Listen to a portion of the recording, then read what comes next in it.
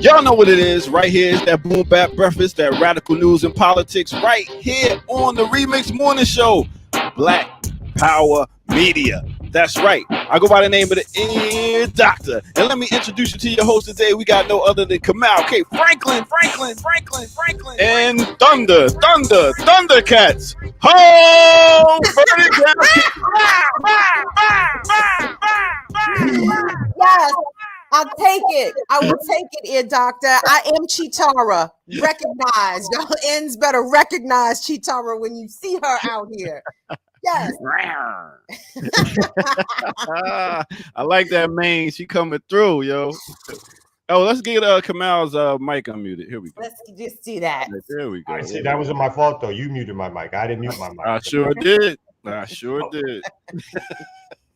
got no complaints. How y'all doing? Good morning, gentlemen. How y'all feel? Good. Ding dong, the witch is dead. The witch is dead. The witch is dead. Ding dong, the wicked witch is dead. My bad. Sleepy has it. Turn up now. Get out. My bad. There's several of them, but my bad. Yeah. Oh, somebody else of note passed that we don't No. know? I said, there could be several wicked witches, but obviously I think people know who we might be referring to. Oh, we already know to who we are referring to. Lizzie's in a box. Oh, wow.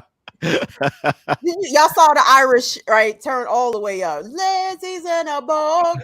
At the stadium, like thousands of them chanting in unison that Lizzie's in a box. Oh, word? Oh, damn, I missed that. Oh, yeah.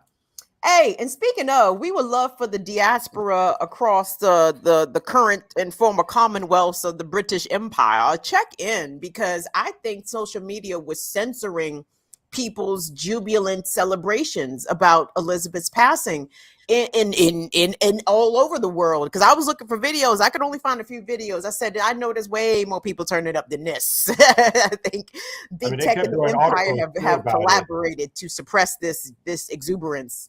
They kept doing articles about it, about some people are talking about the colonial history of England or Britain. But then when they talk to people, they had the tamest comments. I was like, you know what? Corporate media is trash, of course. You can't depend on them for the real stuff. So who's running stuff now over there? King Charles the Third. Well, they're not really running stuff, right? Because it's symbolism, except for the checks they get and the tax dollars they get, right?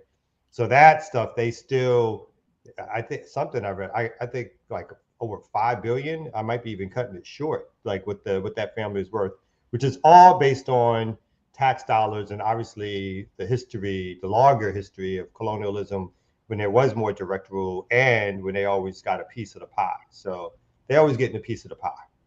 Yeah, I did a very cursory overview of the kind of shit that the British Empire was dibbling and dabbling in during Elizabeth's reign and probably the reign of her parents and grandparents. But they extracted $45 trillion from India alone. 45 trillion. I mean, process that number, can you, for a second? $45 trillion. Trillion. Carry the one. Right. Precisely, Ear Doctor. Exactly. Wow, that's a lot. It's a shit ton of money, man. Listen, run all them jewels back, sell them palaces off, run the people back their money, run the continents back their money. She's pretty much known as one of the best thieves in history.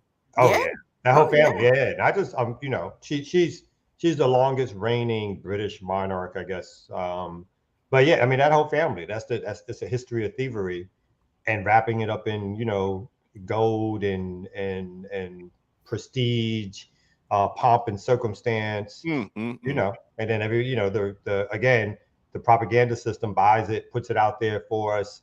We must mourn her death. She was such a great person. How she led Europe or led England through the post-colonial era.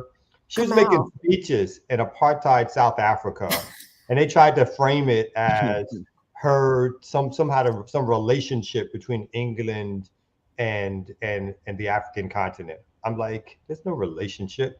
It's a slave master relationship. That's what it is. You know what I mean? Yo, and big up to all my Caribbean people, but they be wilding, yo. Them Caribbean people love some Queen, boy. I was like, really? I was like, I know Queen Latifah, Queen Pen, I know the Queen of R&B and soul, but y'all crying about this Queen? La Reine de la Sud, Queen of the South. You know what I'm saying? Like, who died? What Queen? Stop playing. So speaking of musical queens, so I had a little chat, like, you know, some of my CnB people, and they told me somebody, Keisha Cole song came on, and they were all like into this Keisha Cole song, and I was like, Keisha was cool. And they started almost talking with her about her with reverence, about how great she was. I'm like, Keisha Cole was not that good, B. Not that memorable. She's not like. Can people in the chat ring in? Can y'all like, is Keisha Cole like in the top 50 of anybody's list? I was surprised she even did a verses. I was like, they put Keisha Cole to do a verse. What I like about Keisha Cole is that Keisha Cole can actually sing, right? Yeah. She has a voice, like she can actually sing. She's not one of these studio singers. Now, for whatever reason, I don't know what derailed or postponed, you know, the trajectory of her career. I mean, she did have she has some cute hits. She has some cute hits for sure, but top 50? Top 50? I think reality TV messed her up too. Oh, I think reality TV done skewed a lot of people's perceptions about what is legendary and iconic. I'm telling you, the next 30-year-old to tell me that somebody with one album or 2 hit singles is a legend. I'm like, I need y'all to shut the fuck up, please. Please shut the fuck up, please. The motherfucker got 2 singles. Please shut up. Oh, but they streamed over 2 million. Dog, can we talk about record sales? Can we talk about how much records, physical records people used to sell? You want to talk to me about streaming? But okay, sorry. What did y'all get into this weekend? Anything? What I do? I went to Jeju. Yeah, no. I went to. Folks don't know Jeju is a sauna, relaxing place where folks go. You know, they do a little relaxing and do a little. You know, they have the hot. They don't have a hot tub. They have like the they got cold rooms, hot rooms.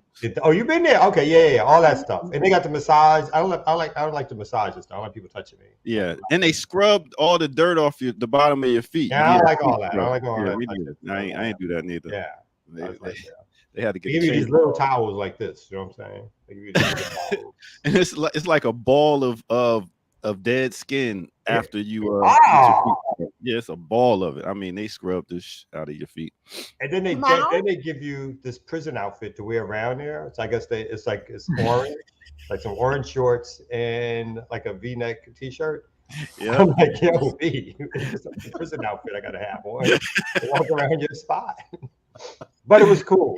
What did you have done, Kamal? I'm curious. What did you? What? I don't get nothing done. My wife got stuff done. She does but I just don't like the idea of.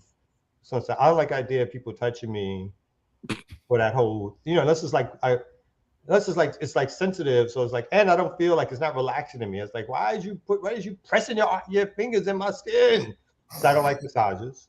So I just did the sauna and the cold room, like he said, the hot room, the sleeping, the relaxing. People actually will go there, and then they have, relatively speaking, this ain't the best. Even though I enjoyed it tremendously, I'm gonna give them the best review. You know, average Asian food and then they started adding chips and stuff like that. I was like, what's going on with the chips? Like the French fries and hamburgers. Like, who that's for, B? Who that's for? First of all, I don't like being in public places like that, getting massage. I'd rather just go do a sauna somewhere nice and private and cool. I don't want to be around a bunch of people and sleeping around. Nah, it felt like I'm a jail. So this is like a Russian sauna. Like everybody's in the sauna. It's not just like Korean, a room. Yeah, it's a Korean sauna. It's like the Korean version of it. Yeah. Got it. So and you know, it has an authentic feel to it, but then they've tried to Americanize it a little bit because I think at first it was something that first was known in their community, and then more folks heard about it, wanted to come. So now it's like it's a I don't know, like a spot for folks to do some wellness stuff, whatever that means. But yeah, they got one of those out here. I think it is Korean owned and operated. It's called Spa World out in Northern Virginia somewhere. And no, Cool. Right. Well, very good. I always got a better name. Already. You know what I'm saying? We got the authentic Korean name, which I'm sure I'm mispronouncing. No, Jeju, not J. Look at you. Man, you want pronunciations? You come to me. Pronunciations. I'm just playing. All right.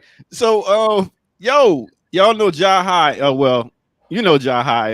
Yeah, from Renegade Culture. He was part of the Split master himself. production team, something like that. He had his 30th birthday. I went and DJ'd his 30th pool party. He's 30? 30. Ain't that something? That boy was like 19 years old. It felt like it. It felt like it. Y'all are silly. But big up to Ja High. Had his birthday party this weekend, and I took my daughter for her 13th birthday to Six Flags with her two friends. Went on a Sunday when there's not a lot of people, no lines and all that stuff. So it was cool. Got nice soaking wet. Sat down and said, "Y'all go have fun. I'll be right here. Come back when you're done." So it was a beautiful time. But what you do, Kim Brown? I try to take advantage of the full moon in Pisces and try to purge and organize. And I took a nice salt bath with frankincense, myrrh, and sandalwood, and was trying to just, you know what I'm saying, center my shit and get my shit together on the inside, so my internal alignment can reflect my external alignment. You feel me? So you know you sound like. What's that?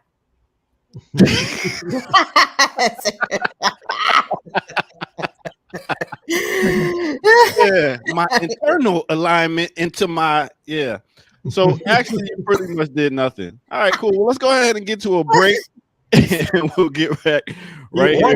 Hey. Let's get it right here on the Remix Morning Show.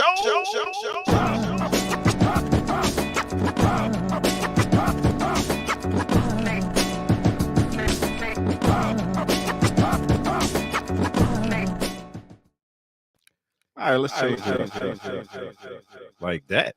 All right, cool.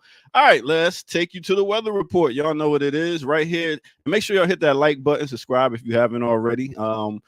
Let's get to the weather report. Thank y'all for tuning in. We also have our fundraiser going on right now, so we can get this together and get this documentary coming out on Cuba. It's gonna be real dope. I know y'all tuned in last week and heard about it, so let's get it. Patreon.com also. Let's go.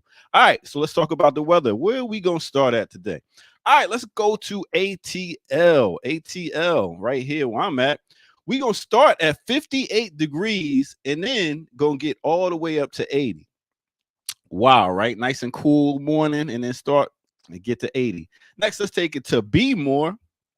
You're going to start off at 71 degrees and then take it to 78. Speaking of Bmore, I'll be up in D.C. this week from, Wednesday to Saturday morning. We're going to have a little party on Friday.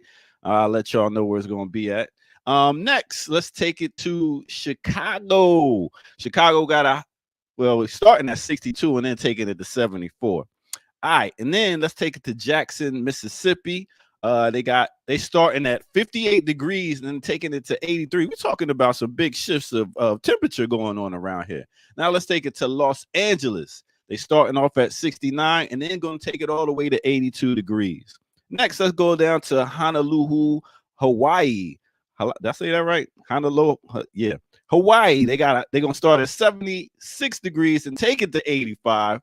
Now let's take it to Toronto, Canada, where they're right now is 59 degrees. Now that's kind of cold. But I'll tell you what else is kind of cold. The fact that they shot this young rapper who goes by the name of PnB Rock. That's right. He was over in LA at Roscoe's Chicken and Waffles, wearing this jewelry and everything, and then put in, this is where we at right now, the whole location thing, let people know where you are. Cats ran up on him, shot him, killed him. Another young brother dead. I mean, I'm just wondering, is it really about time to put up this jewelry?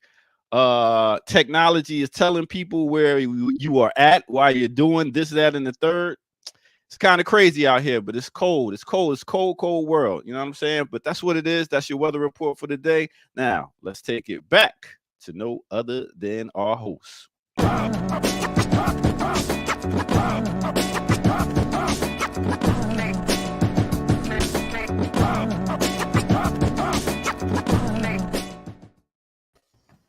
Real quick, that was a Philly boy. Y'all might know this song. Every day we lit, yeah. You can't tell me, yeah. Remember? Yeah, that song right there. Every day we lit. So that's the song he was known for. Him and YF Lucci. Got all these letters. I don't know. But yeah. I'm sorry. So the young man, he died? Yeah. I'm sorry to hear that. You just said he got shot. I didn't realize he had passed. Oh, shot and killed. I didn't realize Yeah, shot and killed. Oh wow. Another one. It's like every week. I swear the most dangerous job is to be a rapper nowadays. I mean, the thing is, you're going out there, and that's the whole thing with this whole location and technology thing. It's like letting people know where you are, your location. People could just run up on you, and you're wearing all this millions of dollars of jewelry. You got people that ain't got no jobs, ain't got no money, and you flossing. You floss too much flossing, dog. Like they said on Shots, it's too much flossing. That's what happened. It's crazy. It's crazy. Yes, I don't know if I got sir. Much to say about that particular thing. I want to switch gears a little bit because you brought up the fundraiser, the fall drive. So again, we want to highlight that. I don't know if you got the link there, Doctor. Not right on me. Sure What do don't. you mean you got it right on you? You're supposed to have that ready and willing to, you know what I'm saying, make that happen, Captain. Oh, you're right. My bad. You know what I'm saying? You produce it, ain't you? Yeah, let me go get. Oh, you're a sucker though. Is he a sucker or is he not a sucker though? Yeah, you back to the point. We going to Cuba, or we trying to bring Cuba to the people? We're trying to bring Cuba to the people, but we can only do that with the successful donation, fundraising. We're up to 915, and I'm a little disappointed. So I know we got to do some more online work to get this out there. So that's on us. It's not on y'all and whatever. But I want. Why you giving me the thing though? Because I don't like your tone. I don't like your tone. I don't like your tone when you're talking to my folks out here. I don't like your tone because nobody told y'all to launch a fundraiser at the beginning of the month anyway. You know rent is due. You know bills is due. You know that child care is due. Yeah, that's on y'all. If you only raise $950, I'm blaming the point person. Well, that'd be me. I'd be the that would be you. Blaming everything. Y'all gotta run some money though. What's going on? I mean, we gotta get our first G before the show is over. Otherwise, we're gonna cancel the show in the middle. I just made that up. We won't do that. We're not doing that. But anyway, yeah. What's going on? Like, throw some money our way. And remember, those credit cards, have some money in your accounts before you sign up for anything. That's a bad look when you sign up for something, and then all of a sudden, 2 weeks later, you're taking it off. So, have some money in the accounts. That's all I'm saying. Let me put the press. I'm gonna flip this back on the point person once again. Now, point person. Now, listen, you got to open up some more streams of opportunities for people to give the money. I know you said y'all don't have a Cash App and a Venmo and all that, but you got to get them things, man. You can't figure out to do the Cash App. I said that we can't figure it out. We need another phone. But you can have two Cash Apps because I have my personal Cash App that I started, as a regular person. And then when we created BIDWKB, we created a separate Cash App because but you have it on your same phone. That's what I'm. Oh yeah, I definitely have it on my same phone, but I have to log in and out of the account. It takes too long. It's too much work, B. Come on, come out. This is what I'm saying. Let one of your babies handle all this. Just pass the kid the phone. Your child are old enough and genius enough to handle this. Actually, I think they can totally handle that. It was disturbing to me. I was like, I got to sign out of one. I was like, then you got to sign in. I was like, what the fuck is going on? What's too much work? It was too much work. So you're right, though. We got to get a little Cash App for y'all not to give us more money, for y'all to ignore. I better give us some money. I'm going to call out names in the chat. No. I haven't seen donations from them. So I'm going to call out all the names of the people who are in the chat. It's like that have donated. No, not them.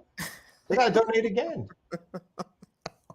So you're going to start naming and shaming people who have not donated? Is that what I'm hearing? I'm going to name and shame people who have not donated, and I'm going to name and shame people who Patreons expired. And No, it's where I put my foot down. No. My bad. True. I'm not going for that. Anyway, what's happening? Whose face was that? Your doctor? Yeah, he lurks in the back now with these new production powers he's got, and then he'll just like his voice will ring from nowhere, from hell probably, and he'll just That's throw something up. He'll just throw some picture up, and all that kind of shit. So I don't know what he's doing.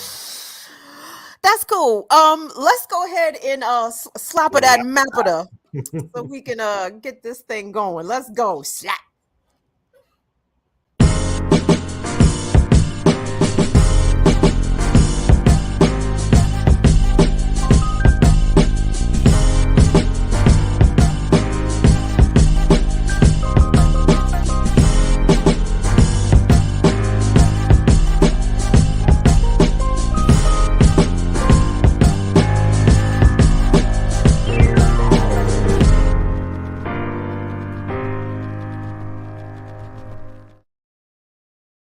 Y'all, it's the Remix Morning Show right here, Black Power Media. Hey, remixers, I got 50 thumbs up and I see 178 people watching. Now, kids, I know I did not excel at algebra 1, 2, nor geometry, but my mathematics, my addition and subtraction is right there on point. So please give us a thumbs up as you come on into the room, like the video, boost our algorithm on YouTube so YouTube knows that the people them is tuning in and watching us, and follow us different places around the internet at Black Power Media, Twitter, Instagram. You can follow the Remix Morning Show also on Instagram. Where else are we come out? Patreon.com/Black Power Media. Where else are we come out? I think you named it. Patreon, Instagram, Facebook, Twitter, all your social media likes. Except for the we don't do the tickety talk thing. We're not down with that yet. But we may soon, whatever like that. We on all your social media. Twitter is always the most live, of course, in my opinion. So folks should check us out, join us, subscribe on YouTube, check out the website, grab some merch. BlackPowerMedia.org. That's what it is. Yeah, something like that. I don't go there. But yeah, y'all should go there though. I already bought merch, which I don't have today. Yeah. Go buy the merch that I have not bought all of. But yeah, I'm terrible at this, right? I'm not good at this. That's okay. You better give me that money. Baby, I got your money, don't you worry. I said, hey. Shout out to Khalees. Shout out to Khalees out here. We bigging up Khalees. Thank you so much for that, ear doctor. And rest in peace, old dirty bastard, for sure. So Kamal, I'm gonna give a big up and send some praise out to Sister Erica, because I'm assuming Sister Erica did what she normally does and put some stories together. Because I'm gonna keep it a buck. In the midst of my trying to align my insides to match my outsides, I kept my phone down all weekend. I don't know what the fuck happened around the world.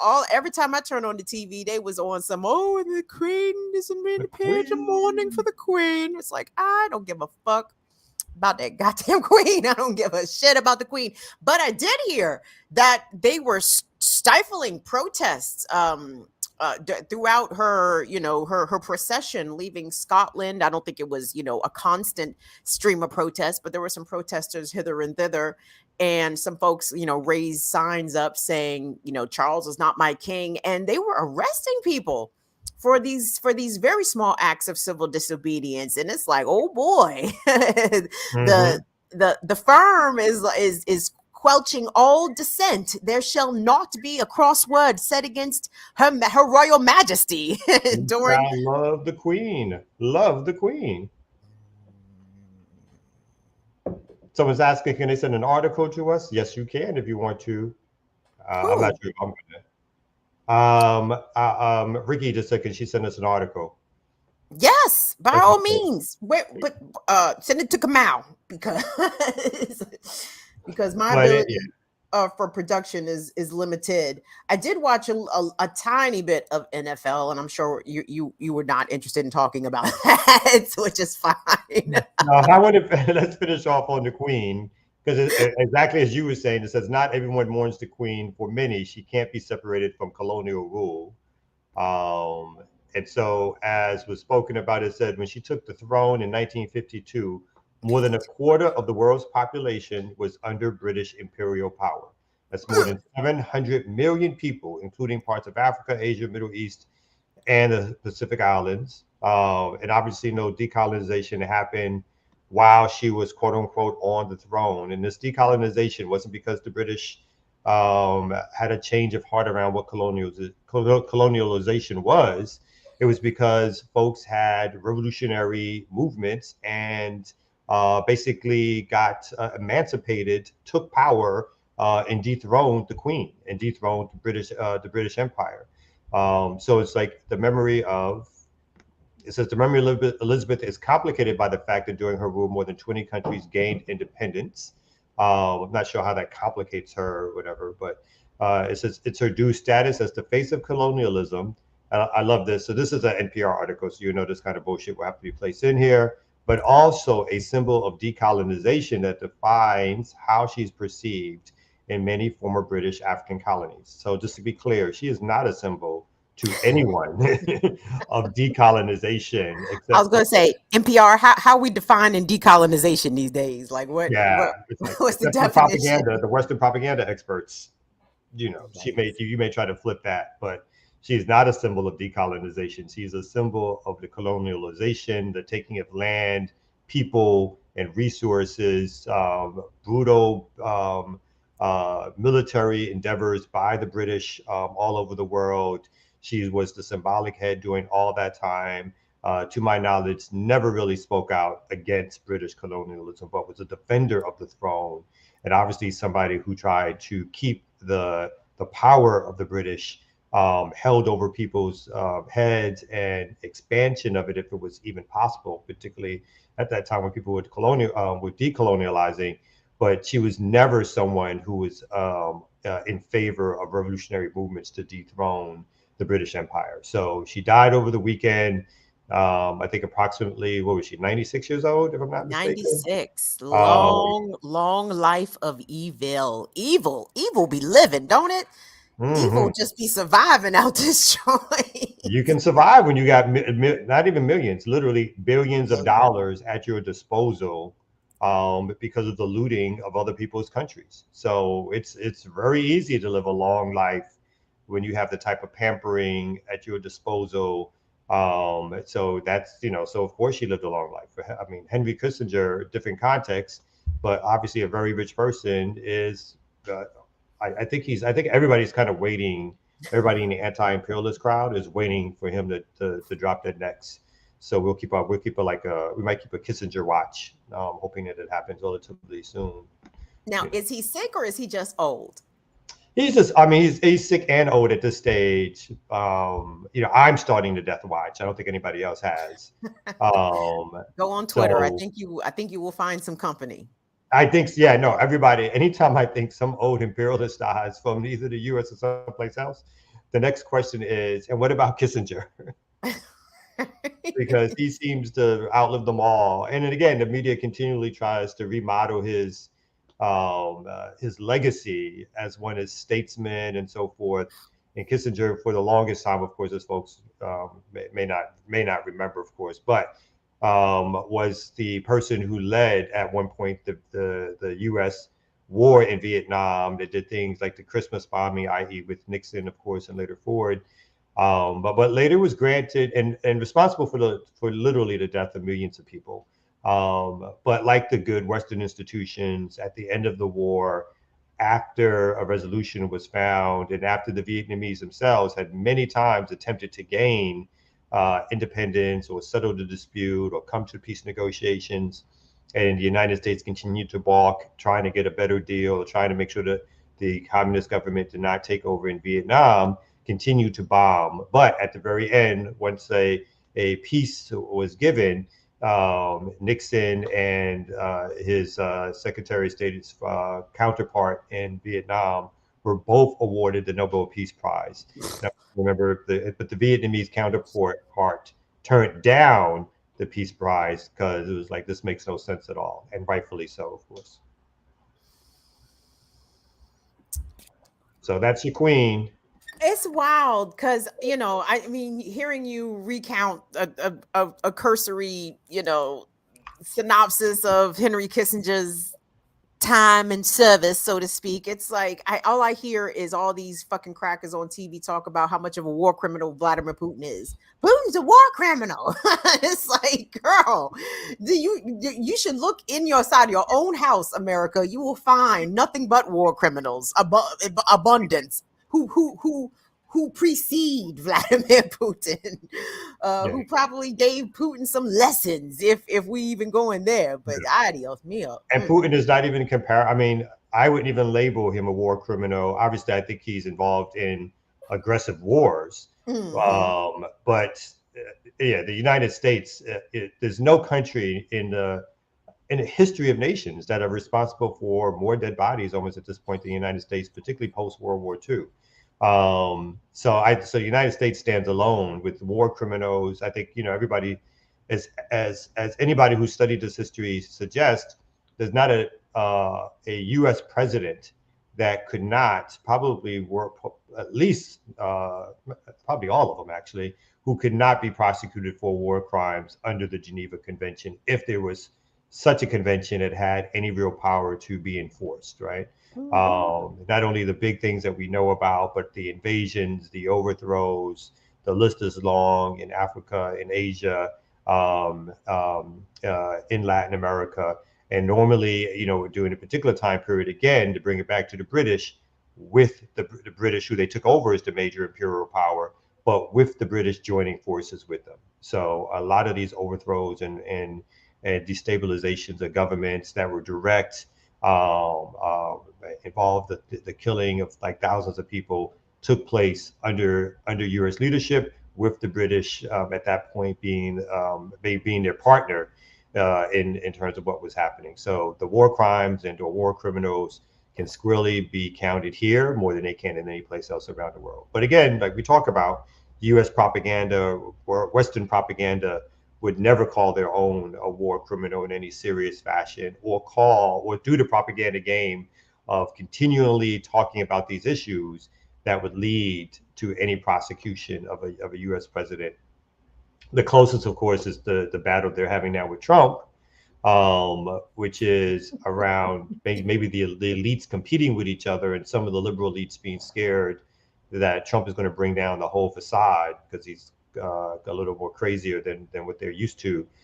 They want their old school Republicans who at least know how to keep the facade going. But that's it. And that's about the entanglements of power right now. And again, like, Trump is awful, terrible, awful person, bad. But it's funny that, Trump, out of the most recent U.S. presidents, Trump is more likely potentially to go down for something, whereas Obama did regime change in Libya, just fucked up Libya beyond recognition, a shadow of what it ever was. The Bushes before him, with Iraq twice, Afghanistan, Syria. Just the list goes on. And Trump,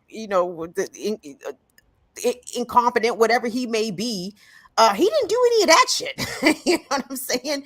He continued some of the stuff. He killed the Iranian general.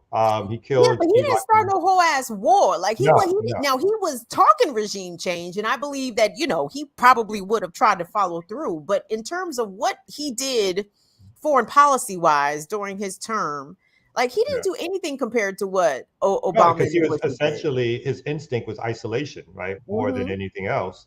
But even more importantly, so none of those presidents no one's even talking about any of those presidents being prosecuted for anything they did within foreign affairs, right? And even Trump is the attempt is the claim of election fraud or taking the classified documents, right? So that's the claim.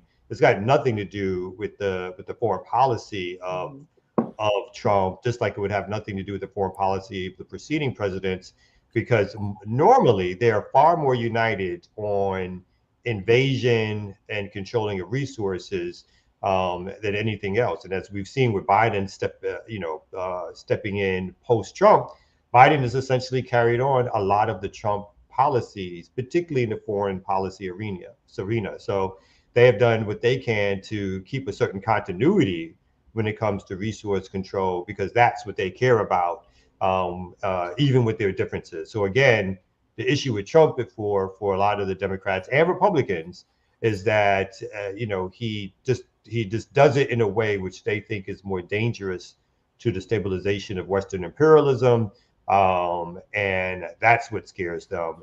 Not so much that what he does in terms of keeping Western imperialism going, but his conversations around breaking up NATO, not breaking up, but telling NATO to pay more and telling other countries to pay more and all that kind of stuff. I think that's really what they don't like about him.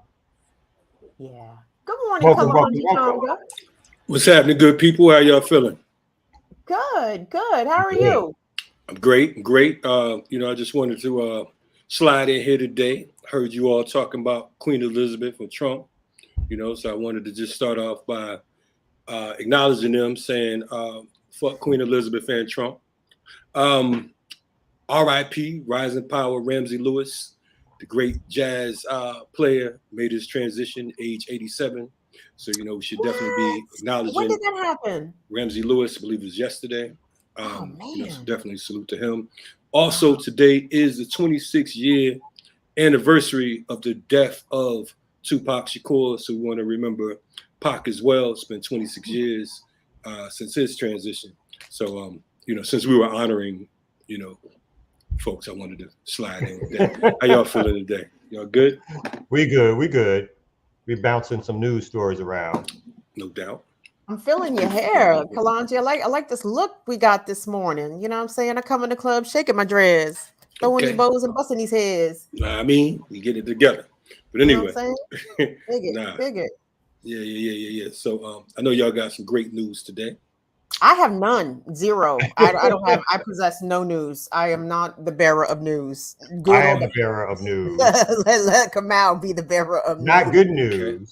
Okay. But hood news that we can always use. Little deep quote. So, so I wanted to turn back to domestic matters. So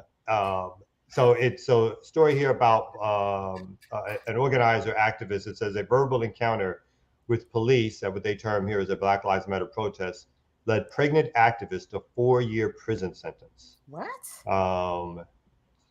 So here we have basically an encounter. Brittany Martin, center wearing striped clothes, confronts, again, I'm not crazy about their language, confronts police as demonstrators in support of George Floyd march with an escort around downtown Sumter, South Carolina.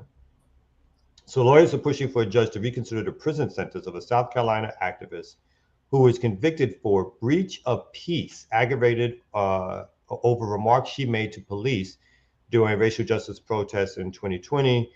Says Brittany Martin is a 34-year-old Black woman, is expecting a baby later this year. But in the past months, she has suffered several health complications and lost weight, said one of her attorneys. I think more importantly, going to the actual encounter.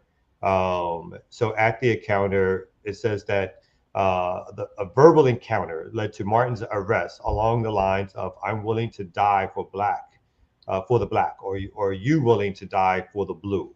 which was the quote. And this is just the job for you. This is my life. So again, there's no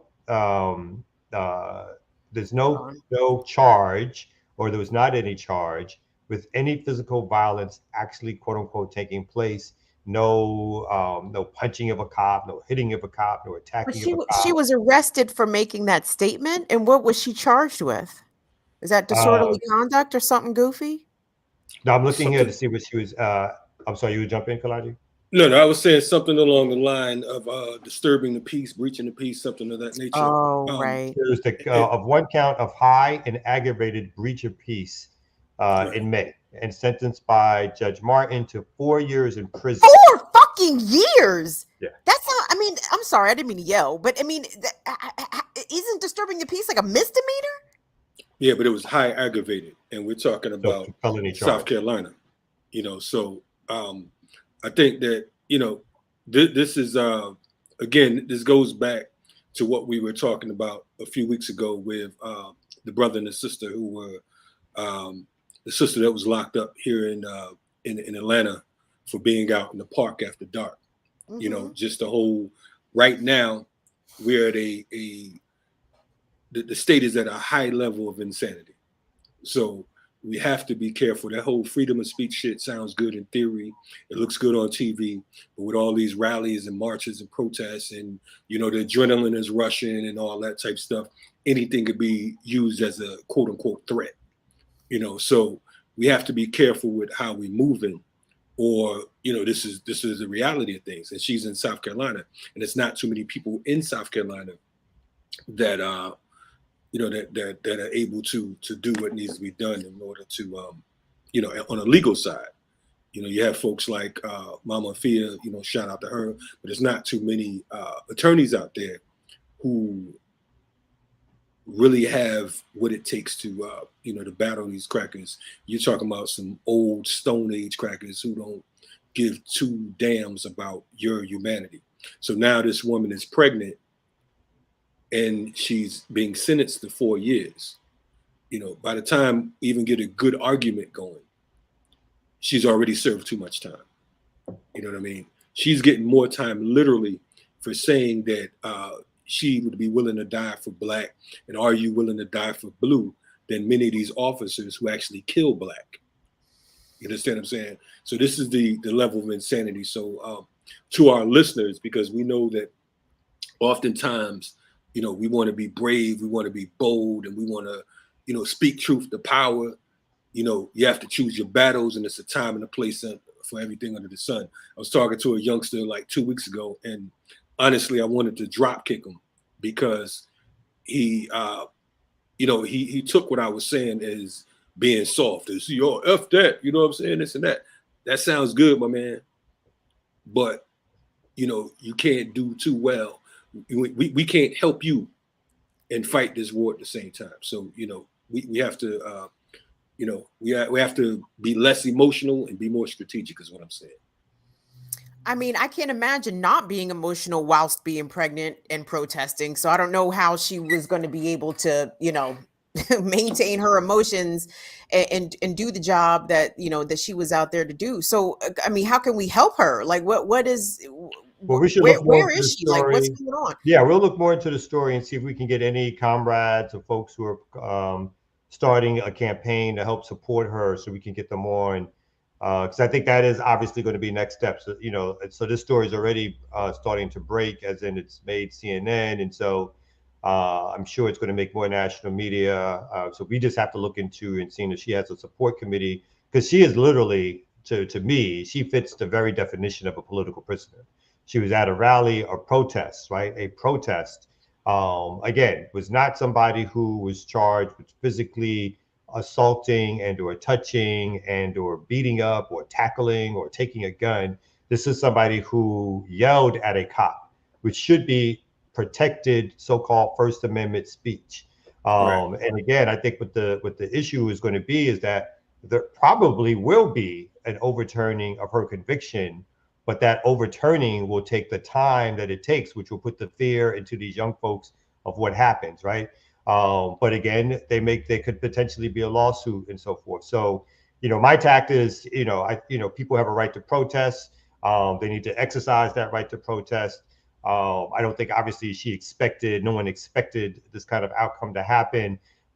Even though we all know that there's always a chance that something like this can, because of not only the brutal nature of the police, but even in this particular case, the protection that the court system gives to the police in trying to chill the right to protest. And so folks need to understand that the right to protest is something that we should not allow anyone to take away from us. It is one of the ways in which we demonstrate, in which we fight back. And as we all know, arrests are sometimes a part of what those protests are. Whether or not we expect them or don't expect them, but we have to do more to continue to fight back and to try to figure out a way to support this sister and to get some folks who are her comrades on here to talk about what next steps could be for supporting her. And I think even the mere fact that we're highlighting this case will hopefully mean that other people on social media and other places will also target and highlight and keep a pressure campaign going, because this is a ridiculous outcome in terms of what a charge that should not even have been charged, to be honest. What's her name again? Come out. I'm sorry. Can you It's repeat her Brittany name? Martin is her Brittany name. Martin. Brittany Right. Martin. Thank you. So, Thank you for that. And along with what Kamal saying, indeed, yes, let's turn up in an organized fashion. You understand what I'm saying? You have to be organized. We can't be out here dolo, and understand that this is war. So when you're out protesting, it's not for the state. There's no such thing as a peaceful protest. You may have a peaceful protest in mind, but they have their mentalities on another level. So I'm not saying be fearful. I'm not saying don't protest, but I'm saying be as organized as possible. And in fact, if you're really out there, I mean, shit, we don't really believe in letting no one take our people. To us, that's kidnapping. You understand what I'm saying? So, they take one, they take all. That's how we feel about the situation. But I'm not telling you how to move, but I'm just saying, like, look, when you're out there, you're out there. So understand that part as well. I want to make sure. I'm sorry. Go ahead. No, I was going to say I want to make sure that remixers and anyone that want to assist, let us know if you all can find out exactly where she's held. We need to start, making phone calls, petitions, but we have to let them know that we're positively displeased. I'm going to speak to some of the comrades we know in South Carolina and see what kind of front we can get together on as far as BPM and our collective organizations. What was his name? He was Bernie Sanders' homeboy. I remember he was stumping for Bernie in South Carolina. I think he's an attorney as well. Justin Bamberg. He is a South Carolina state representative, I think. And he's a lawyer. I mean, I don't know what kind of law he practices. I'm sorry. I'm like, who do I know in South? And I don't even really know him, but I'm just saying, like, someone in the chat, Yipper99 says, isn't James Clyburn in South Carolina? Yes, he is. Like, so what's up, black lawmakers? What's up? What's up? Perfect opportunity for you to stand up and try to throw around whatever power you may think that you have in South Carolina to try to secure the freedom of Brittany Martin for exercising her First Amendment rights and for being incarcerated whilst pregnant and for not really committing any crimes. So to be clear, she wasn't, when she got arrested, she wasn't pregnant, and she's pregnant now, as she is having to start this 4-year sentence. So just for that clarity, so she was not pregnant when she was arrested, but subsequently doing her proceedings and so forth, she got pregnant, and now they're making her at this particular point serve her sentence whilst being pregnant with a 4-year sentence. So if this sentence continues and is not abated, she will basically be someone who's having a child in prison conditions, and that child will be ultimately taken away from her during the time of her incarceration if this is not if some resolution or some fight back is not had that gets her released from prison. And I've been locked up in South Carolina. I was actually facing 36 years at age 17 for some bullshit. You know what I'm saying? For some straight bullshit. So, South Carolina is a different monster. It's a different monkey. And I commend organizers in South Carolina, because for those of us that do organize, it is much easier to organize in big cities and major cities than it is a lot of these little country hick towns and whatnot, because a lot of the citizens in these small towns, they have relationships with the police and they've known them for years and they know their families and they've instilled so much fear in them. So, for those that you have to be, I respect folks who organize in the South, in the real South. I'm not talking about Atlanta, and I respect organizers, of course. I'm not talking about the major cities. I'm talking about, like I said, some of these little hole in the walls in Mississippi and Alabama, and you know what I mean, with the dirt roads. You know what I mean? That's the deal right there. So shout out to all the workers out there that's putting that work, and we're gonna definitely get behind this case and throw whatever weight we possibly can. And we're hoping. So for folks out there in the chat, again, we've had up to about 250 folks viewing and or listening to the program. we should get on this. And again, we'll do what we can, as Kalanji said, to try to get some comrades. But if folks see these stories, they want to tag Black Power Media to let us know that you're sort of sending out stuff to folks in South Carolina and the world to let them know what's happening to Brittany. Again, tag us and we can, we can echo it. We can put it out there also with folks. We'll do some stuff after the program, but there's no reason why with an audience full of organizers and activists and political people that we ourselves can't use this as a place to jump off and say, that's at the very least echo what's happening to this sister. She is, again, by very definition, a political prisoner at this particular stage. What city in South Carolina is she in? Come out? Did you see? No, I didn't see it. We have to. She's in something. Okay, I know something. So so we, and this is not to cut you off, Kamal, but this is that's an area where some of us here in Atlanta and surrounding areas, Charlotte, so on and so forth, can actually show up for court dates because more than us just saying that this is a damn shame.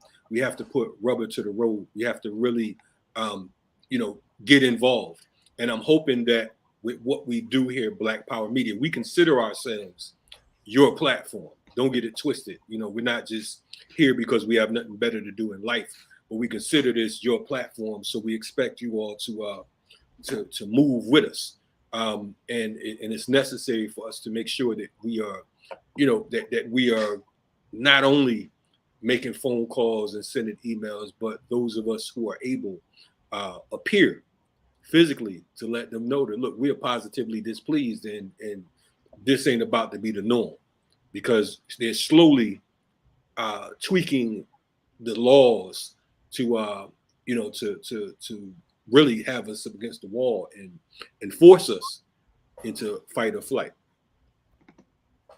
Let me just put up one, since we stayed on this a little while, let me put up one more thing before we bring the ear doctor back on with us.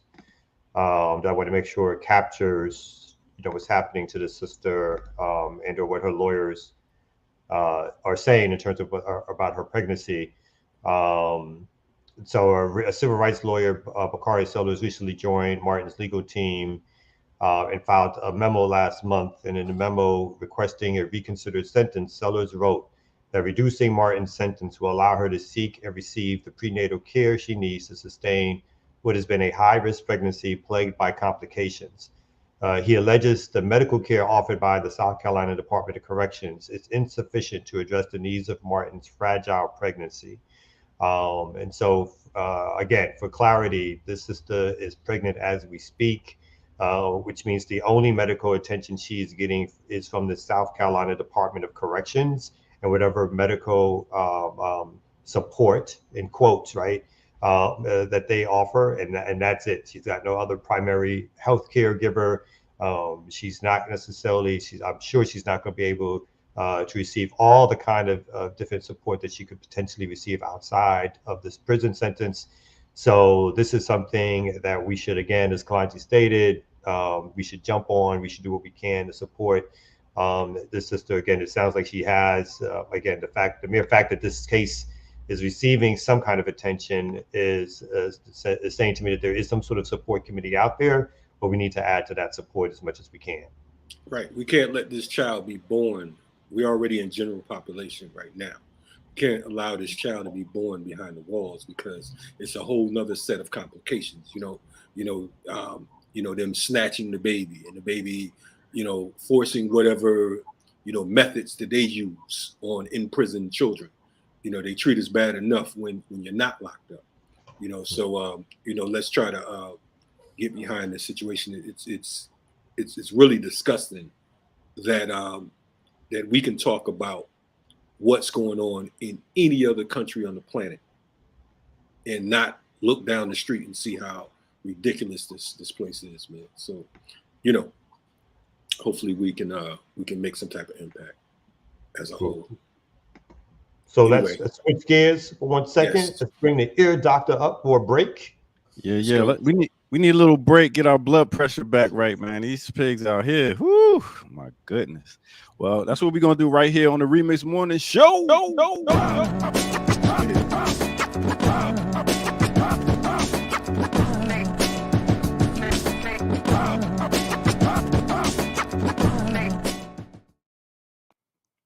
right. Yeah, let's get that right. All right, yo, big up to everybody for tuning in. This past Sundays, we had a little problem. I had to edit it up, but we got it back on. So as you can see, all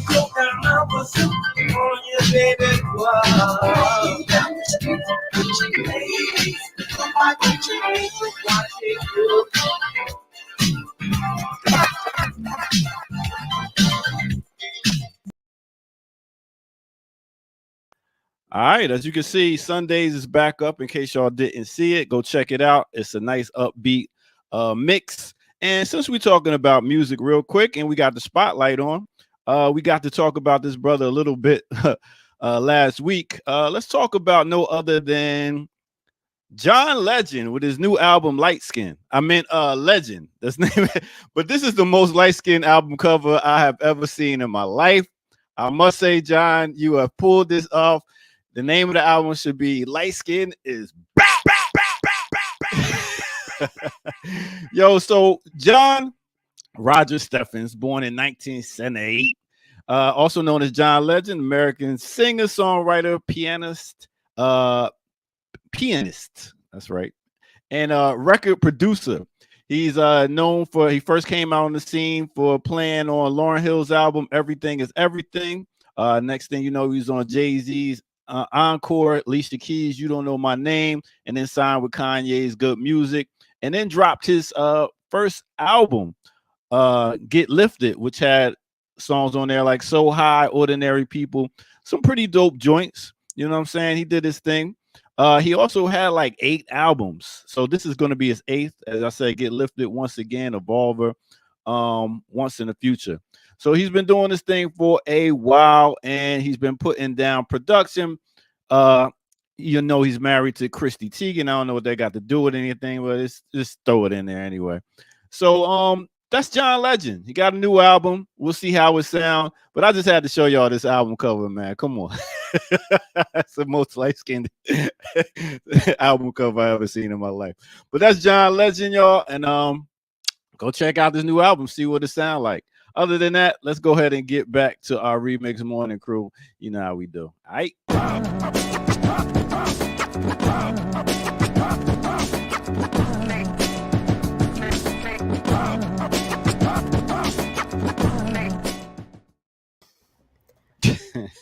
Holla, holla, holla.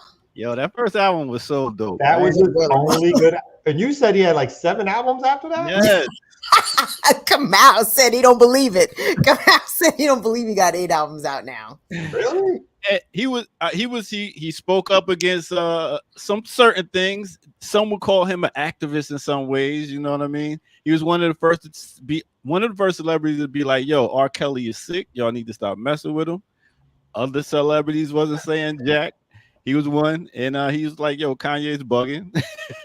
So you know, yeah, John Legend's he's very hit or miss. Like he has definitely been on the correct side of some issues, and then he was playing at the Obama White House all the time. So it was like, he's just so civil rightsy. You know what I mean? Like he just wants to be. I think he just wants to be the modern day Harry Belafonte without the looks, talent, gravitas. He's got the non-black wife. He's got the non-black wife. That part he fulfills. He's on his way. He's got a good voice. I like that one. I like that one album, but it was all trash afterwards. And he started doing these military songs, like not all. Come on, to the military. Not all trash. I think you're generalizing. And that's the thing. He's Keisha trying to Cole be the. Keisha Cole's is better than him. I think he's trying to be the safe black guy, basically. Yes, you know, that's his thing. You know, so he can.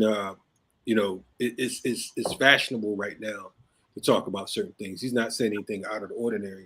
You can say things.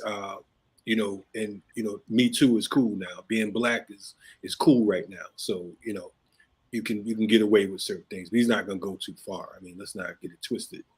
You know, he's not going to put his career on the line. You know.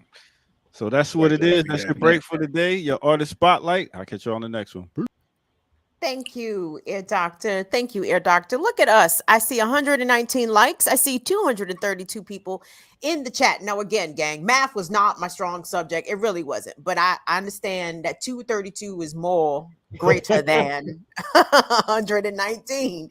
So please, let's get these thumbs up to matching the amount of folks that we actually have present rocking with us this morning. Shout out to everybody. Shout out to the remixers. We love y'all. Thank y'all so much for joining us on this good Tuesday. Yes. So, And we're getting go ahead, no, I was gonna say we're climbing up the charts too, man. We're close to 20,000 subscribers. We need about 800 more. So step your game up and let your folks know, because you are our promo team. You're our marketing team. We can only do so much. Plus our marketing game is whack. I ain't gonna front. We trying.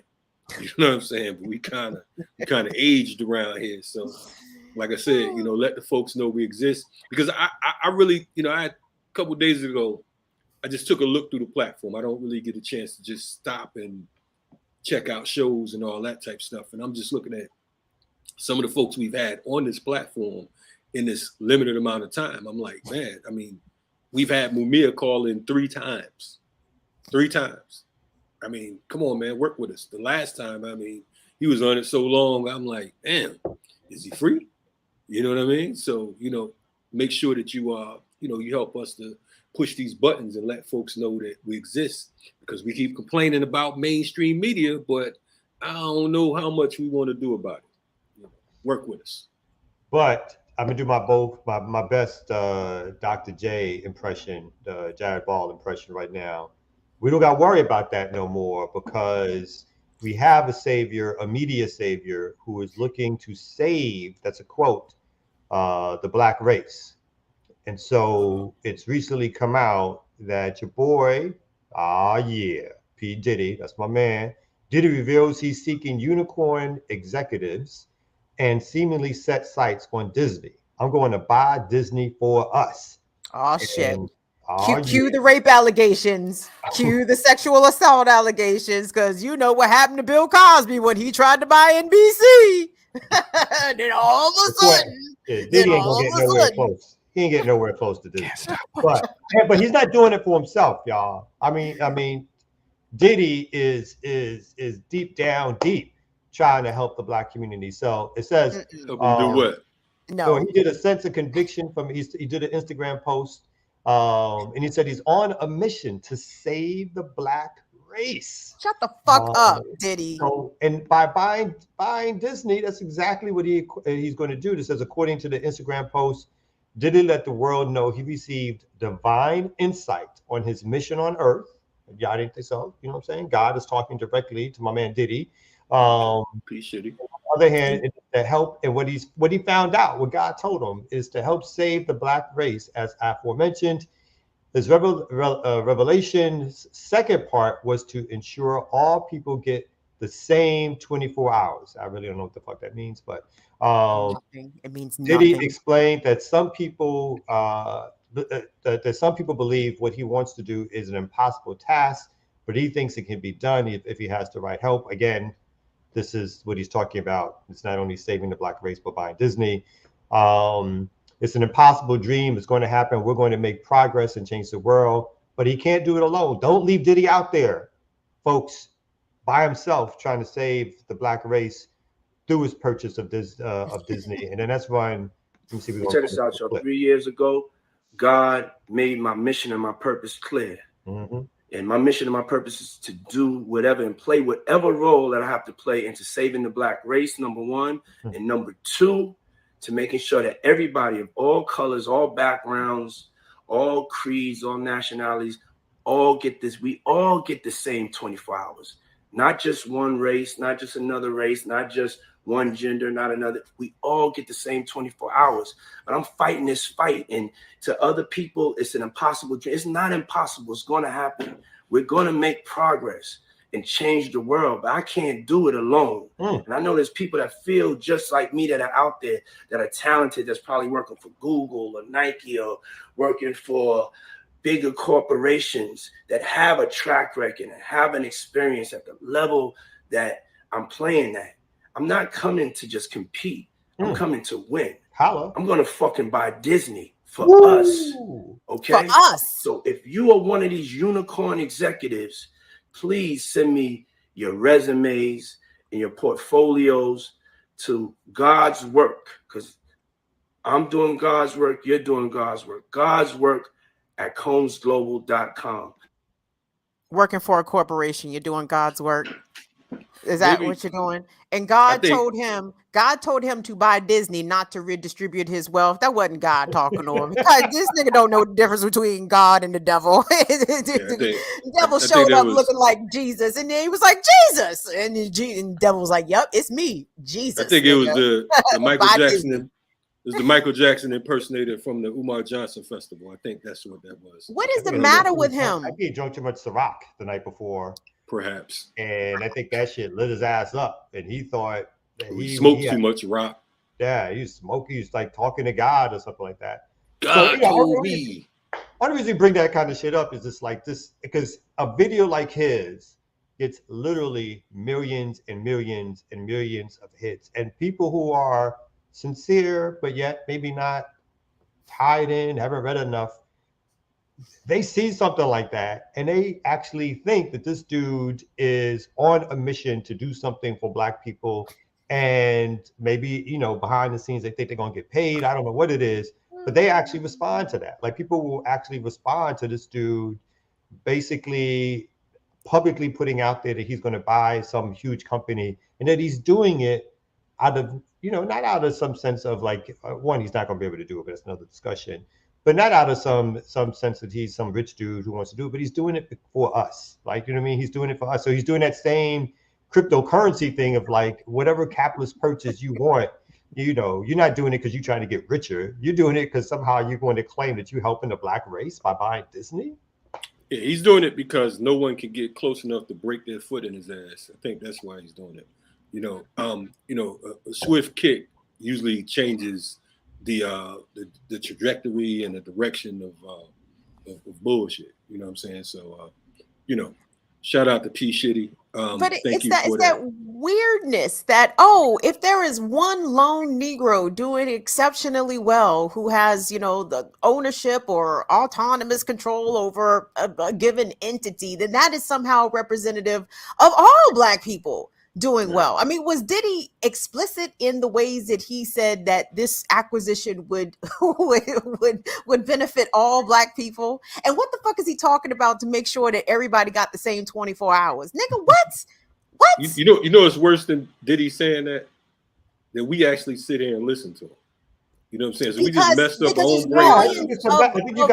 In our community that are listening. We just damaged our own brain cells. So we did that for you all. The folks in the community. Critique the message. It's the same way you talk about the opposite, right? When you say there's these films out there and you got to use these films to get the people to help get them to understand. Oh yeah. Oh no. I'm not throwing rocks at us. I'm just saying that this is how insane it is that we have to be in this same cesspool. You understand what I'm saying? I mean, we have to call it like we see it and explain what the hell is going on. It's just a sad world, you know. So that's how I feel. I'm thinking about Tidal, and I remember when Jay-Z acquired Tidal, but bought Tidal, whatever. And I remember seeing on social media a picture of Jay-Z and Beyonce at Tidal's main offices, and they took a picture with the staff. And Jay-Z and Beyonce were like the only two Black people in the picture, right? So, you know, here come Diddy. Oh, my unicorn executives. Number one, what the fuck is a unicorn executive? Somebody else just tell me what the hell that meant. I was like, what is that? Like some LSD shit. So, all right, he looking for his unicorn executives from Nike, from Google. Sir, you sound like you were recruiting the white folks. Like whomst? I remember Jay-Z did the same thing. When Jay-Z bought Tidal, he made the same type of announcement. He was doing it for Black people. He was doing it for us as a people. He was going to do this. And then as soon as he can get some money for it, he was in negotiations to sell that shit right back to some other corporation and pocket that cash. He didn't get that cash and redistribute it to the Black race.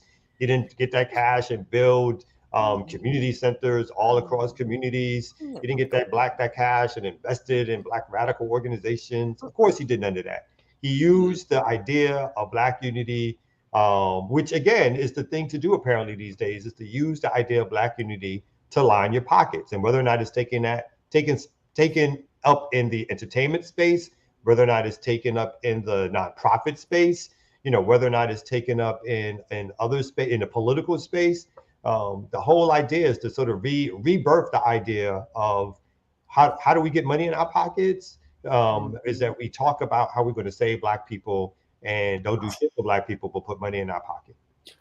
I mean, we got to think about all the death and destruction that's been around this guy from jump. We're talking about one thing that folks don't talk about is that celebrity basketball joint that he put together at City College. City College, yeah. Where all these people were trampled.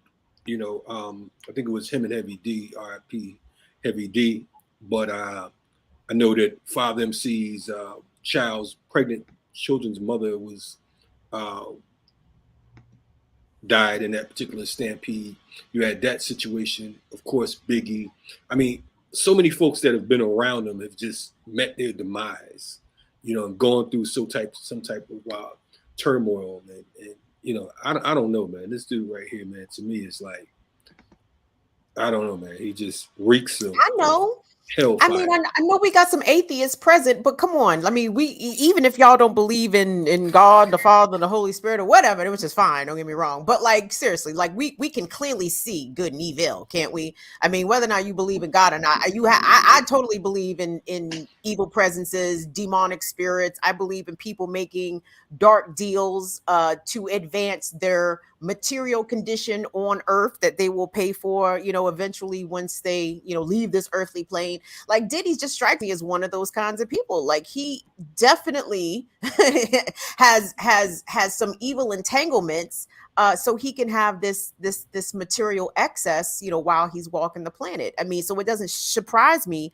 that number one, he keeps trying to run game on all of our people, but then the way he manipulates and uses the people in his life, the women in his life, the artist in his life. I mean, he's a parasite. Yeah. There's no other way to describe him.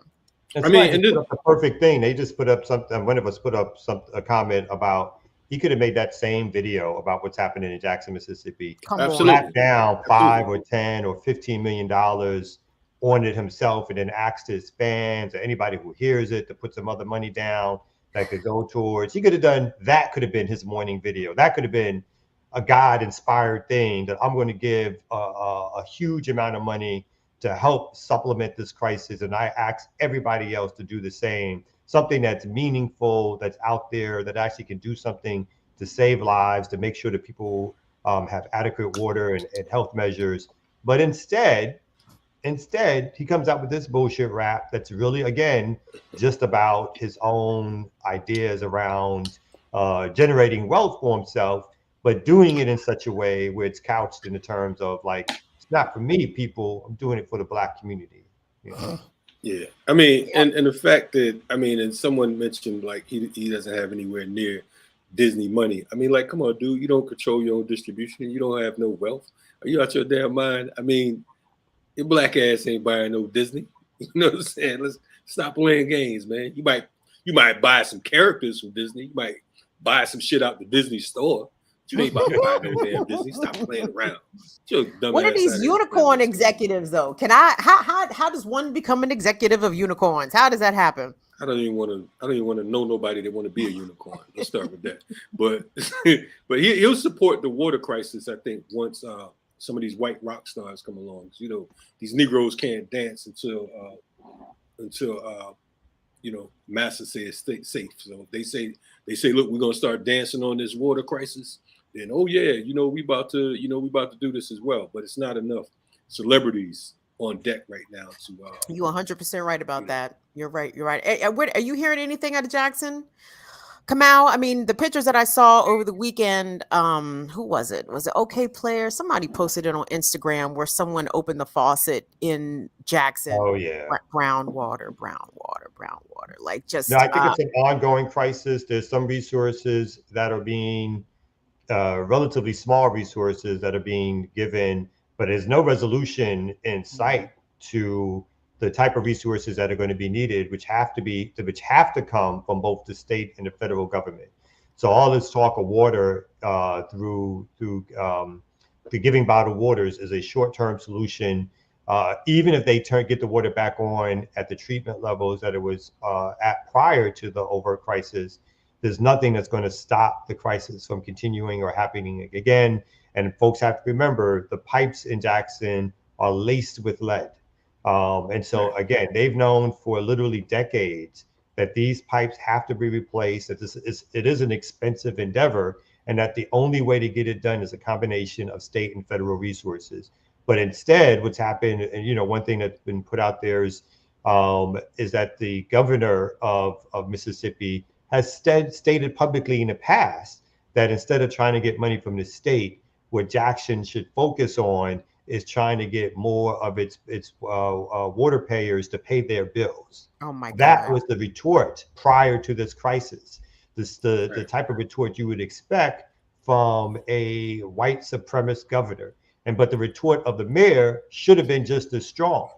That you are, but the reason you feel like that or say that is because you are white supremacist, and we're going to march on your house.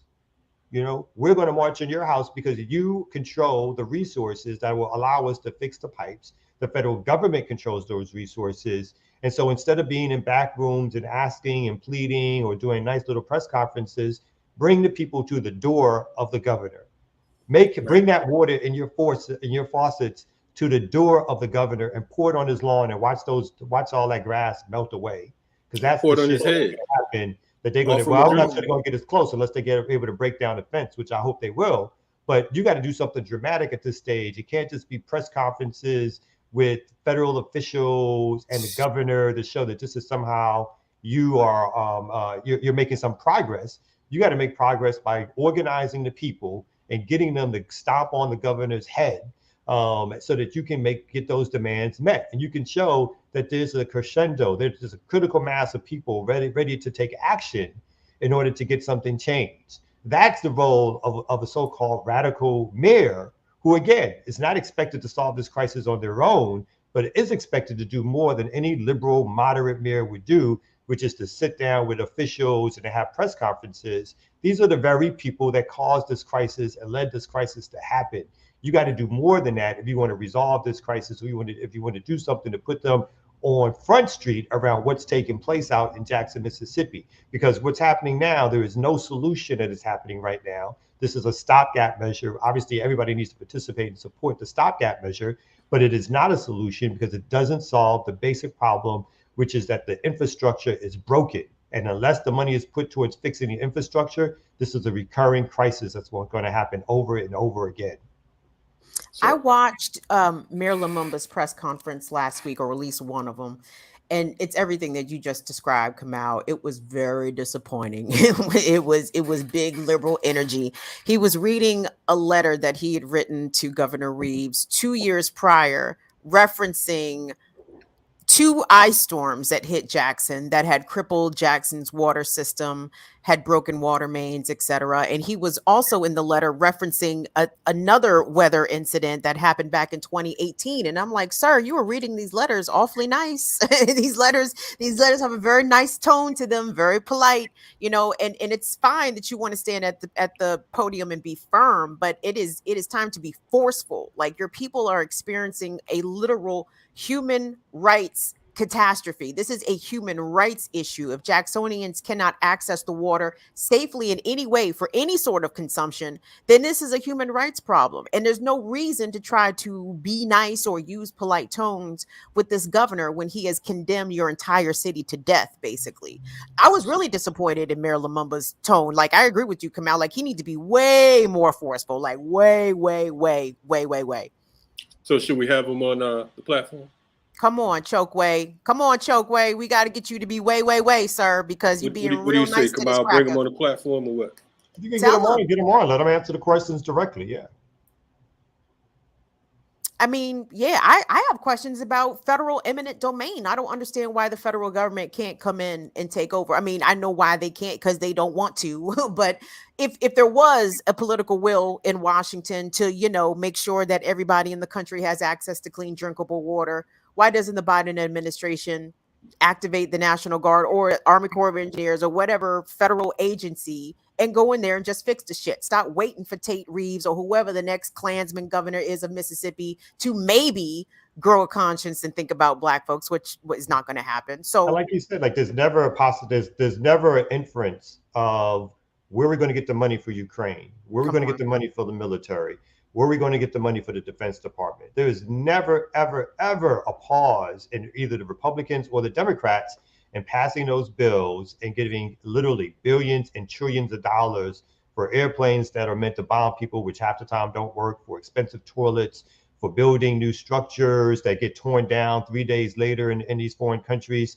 There is never the money for Israel. There is never, ever, ever, ever a hesitation of, we just don't know where we're going to get that money from. Let's balance these books before we even think about giving that money.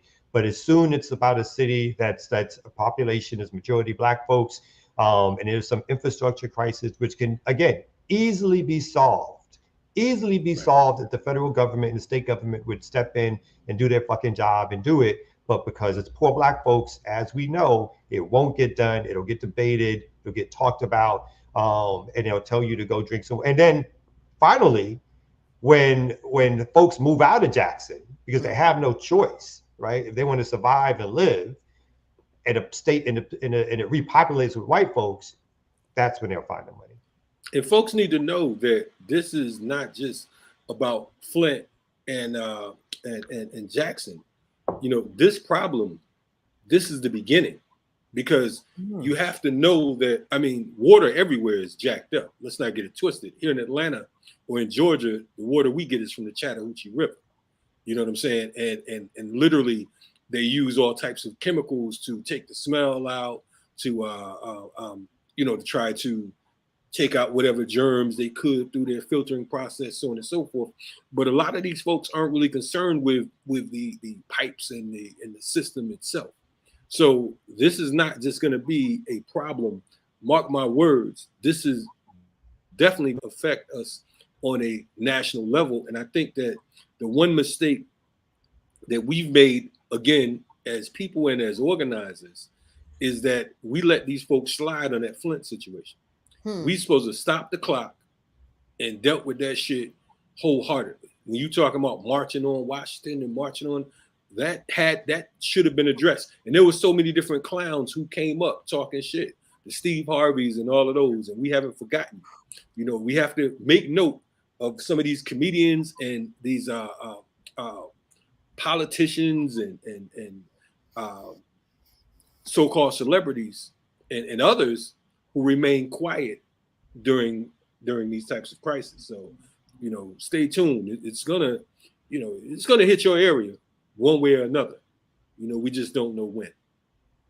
So speaking of something that we want to hit our area, let's bring back the Ear Doctor. That was a good one, right, Ear Doctor? That wasn't bad. All right, that was bad. That wasn't bad. Wasn't that good? Wasn't that good? My area, but okay. I'm going to I said it wasn't bad. But I would say this, man, this ongoing conquest to pretty much separate the haves and the have-nots, they're doing exactly what they're supposed to. You know what I mean? I mean, you're talking about giving all these billions to Ukraine, this, that, and the third. Why would they want to give money back to to a place where they plan on fixing up after they, just like the levees breaking and all that stuff, after they destroy a certain section, they're going to be like, all right, let's bring our people in there and then we'll fix it up. They're doing exactly what they're supposed to do. I mean, as a conqueror. I mean, so that's what it is. Let's go ahead and take a quick break. And speaking of big up to organizations, part of the organization I'm down with, Black Man Lab, we do got a truck of water going down there to Mississippi. So big up to them. And I also think that we're going to try to get a lawyer, Wally, on. He's got a case going on right now about a young brother that's about to trying to get him life for being in the stand your ground state. And he actually shot back. And we're going to get him on here. But that's what it is. Let's go ahead and take a quick break right here on the Remix Morning Show. Let's go.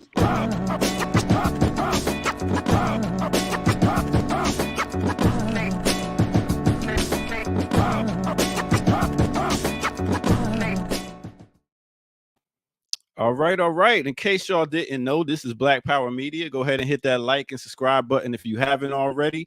What I wanted to do is go to a BPM special that we had. In case you didn't know about it, I think I might as well go ahead and let y'all see what's going on. We had a very dope show called Soldier Story, and we had 3 of the Black Power Media hosts on there talking to this brother who goes by the name of Ashanti. Let's talk about it. Let's go and see what they was talking about.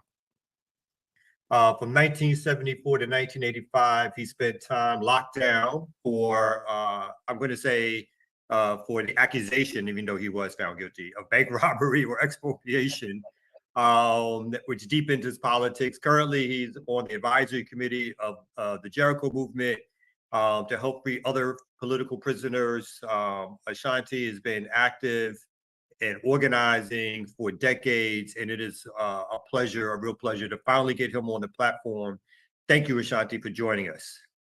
Thank you for having me. Thank all 3 of you for having me. And I told Kamal before we record, I am nervous because of you 3 guys, and I'm in front of you. So y'all got me nervous, and I'm hoping I can, I can do my thing. Yeah, man, you cooler than peppermint.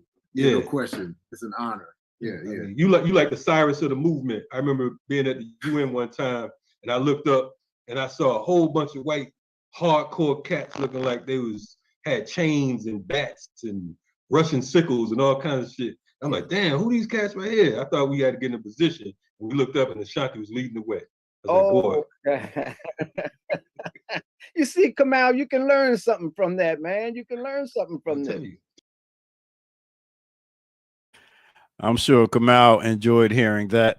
Yeah, so go ahead and check that out. That is a BPM special on Soldier Stories. Very riveting, like that, riveting interview. So go check that out right here on Black Power Media. Now, let's go ahead and get back to our hosts. Yeah.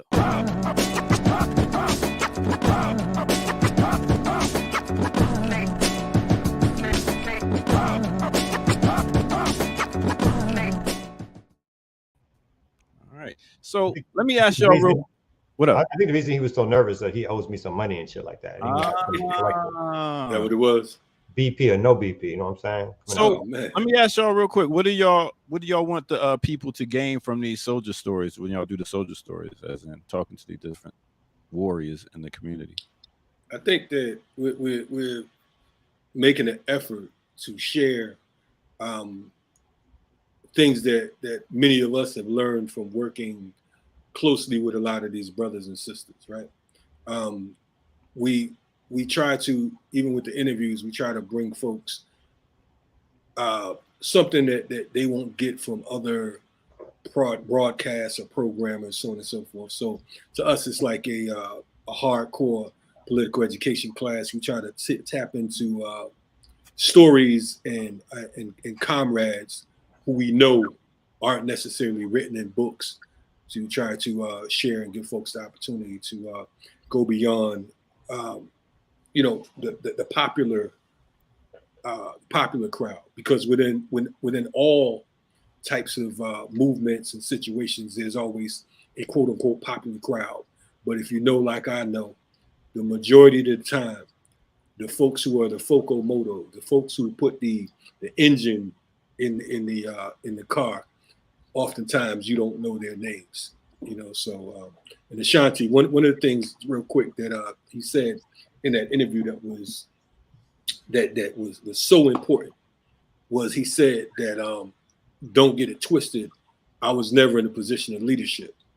We know that he was in a position of leadership by default, but being so humble to say, look, yeah, we put in all this work, but it wasn't about who was in charge. It was about liberating our people and self-determination. So, this is, if you miss that piece right there, I mean, I'm surprised that it's not up to like 7,000 views right now. If you miss that piece, these soldier stories are special. We have our own little things that we're doing, but these soldier stories are on another level. So make sure you tap in when you get the chance. Yeah, really quick. I think for me, the thing that's most important to highlight when these folks come on is that the history of resistance for Black folks has not strictly been one of a civil rights movement. It hasn't strictly been one of praying or asking or begging or or even demonstrating towards your oppressors for liberation and freedom. That the history of resistance has used all kinds of tactics, not only 150 years ago when we were enslaved, and people like Harriet Tubman and Nat Turner, but there's a history of as late as 60s and 70s. And again, I'm not necessarily suggesting that people are in a position to do that history today, but maybe at some point we will be, right? But that folks did not limit in the 80s, but people did not limit their organizing to what we were told were the proper way to organize. And if the enemy used tactics that were meant to put fear into our hearts and control our people and brutalize our people and kill our people, then we have every right to defend ourselves and to use tactics which liberate our people, as other people around the globe have used to liberate themselves. And the fact that these folks were brave enough to step up and do that is something I think needs to be talked about, highlighted, showcased, thought through, questioned and commented on, because that is the history of our struggle, which again, as Kalonji mentioned, doesn't get played out in terms of the conversations we have around what it is to be in movement.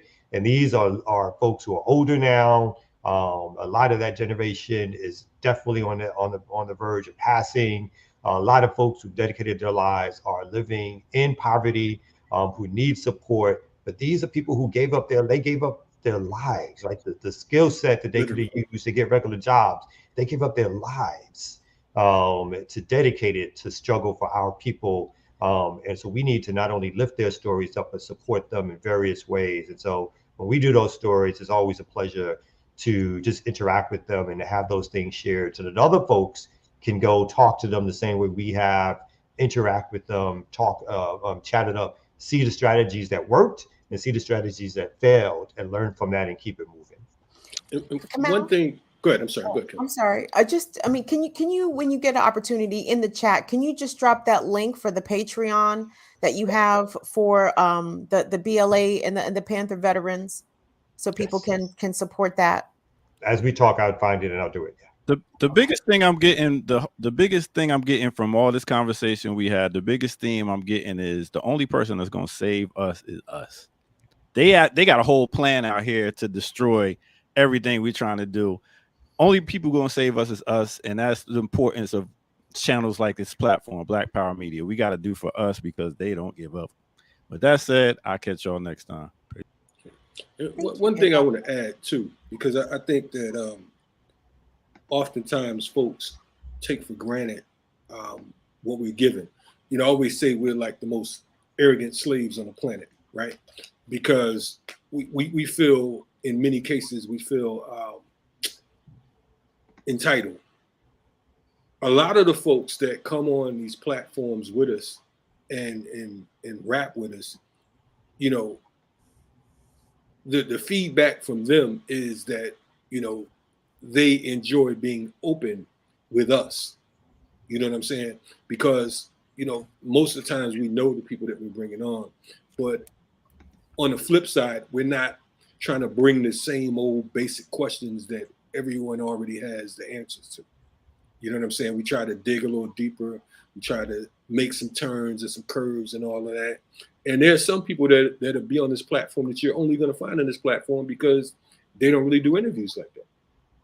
So I want to point that out as well. And I'm hoping that you all, again, we need your support more than just, if you can't, I know Kamal will drive on you and tell you about your credit cards and all that.